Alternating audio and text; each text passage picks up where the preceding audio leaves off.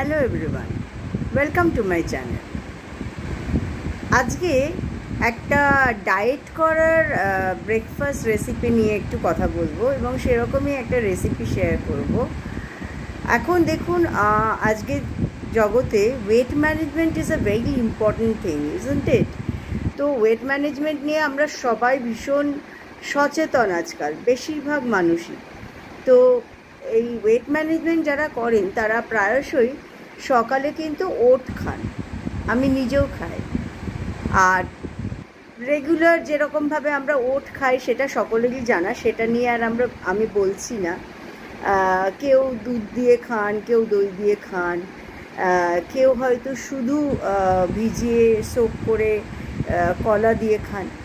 কিন্তু আমি আজকে এই ওটটাকে একটু ইন্টারেস্টিং করে কিভাবে খাওয়া যায় সেটাই আমি শেয়ার করব। আর আমার খুব পছন্দের এটা, আমি নিজে কারি পাতা খেতে খুব ভালোবাসি। ওটের মধ্যে আমি কারি পাতা, উড়দ ডাল, শুকনো লঙ্কা, ব্ল্যাক মাস্টার্ড সিড এসব দিয়ে একটা তড়কা দেবো। সো এটাকে আমি বলতে পারি যে ওটমিল উইথ তড়কা। তো আজকে আমি কিভাবে ওটমিল উইথ তড়কা বানাচ্ছি চলে আসুন আমার রান্নাঘরে আর দেখিয়ে দিই। আমি রিসেন্টলি নোটিস করেছি আমার এই প্রোফাইলটা, আমার চ্যানেলটা অনেক লোকে দেখছেন এবং বিদেশ থেকেও দেখছেন। So those who are watching me from abroad, lots of love for you and keep watching my channel and keep supporting me and I will be bringing up more videos for you too. So আর সময় নষ্ট না করে let's go to my kitchen and make the oatmeal with tadka. রোজকার সকালে ওট ব্রেকফাস্টটাকে একটু interesting বানাতে আজকে ওট তড়কা, ওট উইথ তড়কা বানাতে এসেছি। সেই তড়কাটা হবে কারি পাতার আর সর্ষে লঙ্কা ফোড়ন দেওয়া তড়কা। তো কি করে বানাচ্ছি, তো এখানে আমি নিয়েছি দই, টক দই। টক দইটাকে একটু বিট করে নিচ্ছি আর একটু সল্ট দিয়ে দিচ্ছি। সল্টটা যেটা নিজের পরিমাণ মতন বুঝে, যতটা দই কতটা ওট নেবে সেই বুঝে। আমি এখানে 1/4 কাপ টক দই নিয়েছি, ভালো করে বিট করে নিচ্ছি। আর এই টক দইটা ফ্রেশ টক দই, বেশি টক নয়। আর এখানে নিয়েছি রোলড ওটস, আর আছে উড়দ ডাল যেটা আমি সোক করে রেখেছি। আর এখানে আছে শুকনো লঙ্কা, আমি একটু টুকরো করে নিয়েছি। এখানে গ্রাউন্ডনাট আছে আর ফ্রেশ কারি লিভস আছে। তাহলে এবার পরের স্টেপে চলে যাই। আমি একটা ননস্টিক প্যান নিয়েছি, এটা একটু গরম হতে হবে, একটু গরম হওয়া অবধি অপেক্ষা করছি। এখানে নিয়ে নিয়েছি পরিমাণ মতন রোলড ওটস। এই ওটসগুলো রোলড ওটস, এই ওটসটা দিয়ে এই ওট উইথ কারি পাতা তড়কা খেতে ভালো লাগবে। তো আমি শুকনো কড়াইয়ে রোলড ওটসটাকে একটু রোস্ট করে নেব এবং এটা ড্রাই রোস্ট করে নেব। এইভাবে আমি এটাকে একটু ড্রাই রোস্ট করে নেব। ওটসটা ড্রাই রোস্ট করে নিয়েছি, এরকম ঝরঝরে করে ড্রাই রোস্ট করে নিয়েছি। তবে ড্রাই রোস্ট করার সময় খেয়াল রাখতে হবে যেন পুড়ে না যায়, সেটা খেয়াল রাখতে হবে। আর এর মধ্যে এবার দিয়ে দেব দই।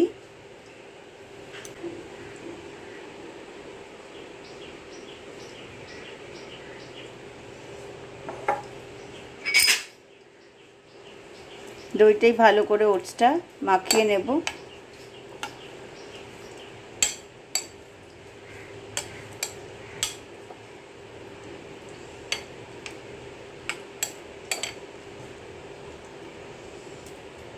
এরমভাবে এটা দইয়ের মধ্যে সোক করা থাকবে। আর একটু ঠান্ডা জল এর মধ্যে, মানে নর্মাল ওয়াটার আর কি, অল্প করে নর্মাল ওয়াটার দিয়ে দেবো যাতে এটা সোকড হয়ে যায়। বেশিক্ষণ সোক করার দরকার নেই, মোটামুটি আধ ঘন্টা মতন সোক করে রাখলে ভালো, তাহলে ওটসটা ভালো করে নরম হয়ে যাবে। তাহলে এই রকম অবস্থায় ওটসটা আমি এবার ঢেকে রাখবো। এই অবস্থায় এটা আধ ঘন্টা সোকড হবে।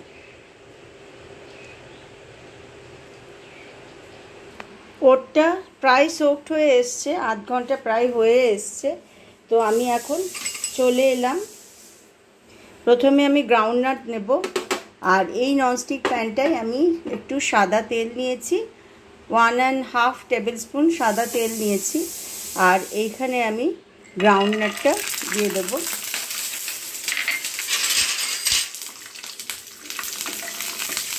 গ্রাউন্ডনাটটা ভেজে নেব।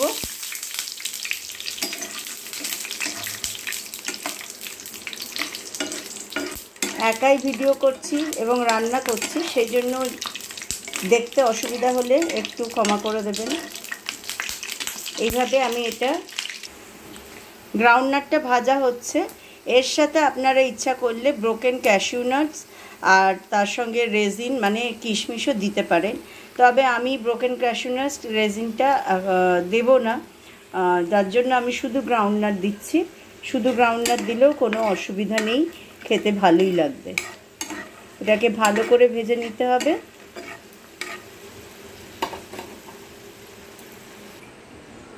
গ্রাউন্ডনাটটা ভাজা হয়ে গেছে, আমি ছোট বাটিতে তুলে রেখেছি। এইবার আমি এখানে নিয়েছি কালো সর্ষে আর শুকনো লঙ্কা, সেটা আমি দিয়ে দিচ্ছি।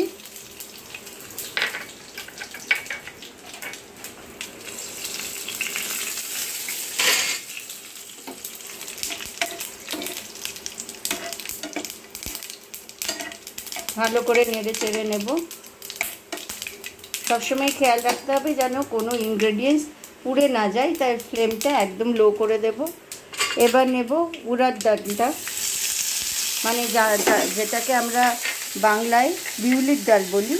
সেই বিউলির ডাল আমি অল্প করে সোক করে রেখেছিলাম, প্রায় 1 ঘন্টা আমি সোক করে রেখেছিলাম। এবার সেইটাই দিয়ে দিলাম, দিয়ে এটাও ভালো করে নেড়ে চেড়ে নিতে হবে।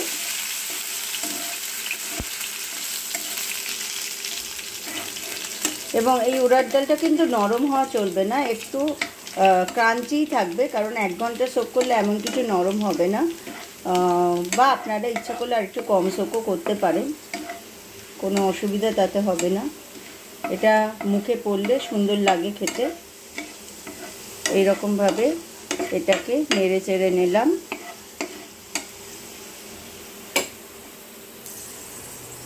এইবার দেব কারি পাতাগুলো দিয়ে দেবো। এবার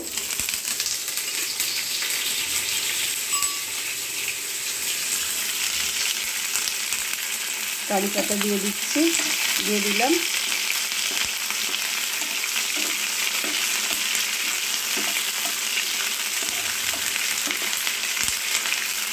সুন্দর করে কারি পাতাটা হালকা করে ফ্রাই করে নেব যাতে পুড়ে না যায়। আমার কারি পাতাটাও সতে করে নেওয়া হয়ে গেছে। এখানে গ্রাউন্ডনাট আছে, কারি পাতা আরও অনেক আছে, ফ্রেশ, দেখতেও সুন্দর লাগে, রেখে দিয়েছি, আবার কোনো রেসিপিতে লাগাবো। আর এখানে আমি কিন্তু দেখুন, যাদের মনে হচ্ছে যে তেল খেলে আর ডায়েটিং কি হলো, এখানে আমি কিন্তু তেলটা তুলিনি, তেলটা পুরোপুরি প্যানে থেকে গেছে। তো ডায়েট করতে গেলে হেলদি ব্রেকফাস্টকেও মাঝে মাঝে একটু ইন্টারেস্টিং বানাতে হয়, না হলে তো রেগুলার খেতে ভালো লাগবে না। এখন দেখুন ওটটা ভালোভাবে বেশ ফুলে উঠেছে। হ্যাঁ, ওটটা ভালোভাবে ফুলে উঠেছে, সুন্দরভাবে সোকড হয়ে গেছে ওটটা।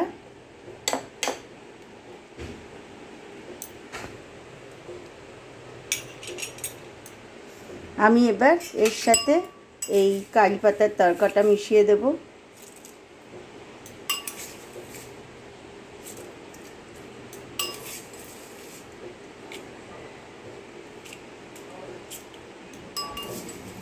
যদি আপনি শুকনো লঙ্কা খেতে পছন্দ না করেন তাহলে অবশ্যই সেটা কম দিতে পারেন, তাতে কোনো অসুবিধা নেই। আমি আমার পছন্দ মতো দিয়েছি।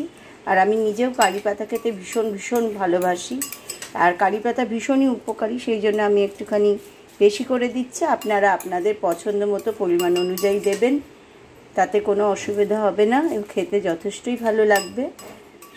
এইভাবে ওট ব্রেকফাস্টে খেয়ে দেখবেন মাঝে মধ্যে, রোজ তো এরকমভাবে খাবেন না আশা করা যায়, তো এরকম যদি মাঝে মধ্যে এরকমভাবে ইন্টারেস্টিং একটু তড়কা দিয়ে ওটস করা যায় তাহলে কিন্তু সত্যিই ভীষণ ভালো লাগবে খেতে। তখন দেখবেন ইচ্ছা করবে প্রতিদিনই এরকমভাবে খাই।